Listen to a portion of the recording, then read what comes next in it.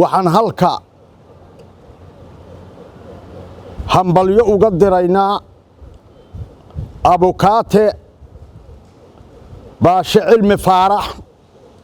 guddoomiyaha maxkamadda sare oo soo dhammaystiray maanta kuna guulaystay ilaahayna ku guuleeyey hawshii in badanna xoqaysay oo aannu la seexan weynay oo salaadda naga sahwisiisay oo geed dheer iyo geed gaabanba nin wax isbidaaba uu ka soo rogi waayey waxa ka soo rogay baashe waxaannu leenahay hambalyo hambalyo hambalyo hambalyo waxaan kaloo hambalyo u diraynaa guddoomiyaha aqalka sare cabdi xaashi cabdulaahi ra'iisul wasaare ku-xigeenka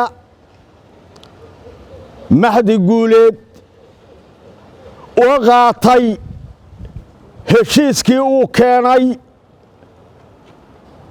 guddoomiyaha maxkamadda sare abukaate baashe cilmi faarax oo ay si dhaba u qaateen farxaddii markaannu aragnay iyagoo gacmo is haysta waa dhiman gaadhnay farxad awgeed waxaannu leenahay baashow jiroo joog waajibaad leedahaad gudatay waa kugu hambalyaynaynaa waana kugu ammaanaynaa iyagana waa u ducaynaynaa mar hadday amarkii qaateen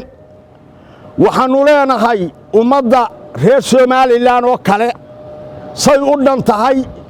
wiil iyo gabadh wasiir iyo xildhibaan oday iyo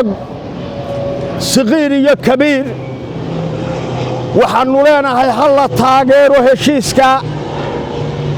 waxaana marjac u ah baashe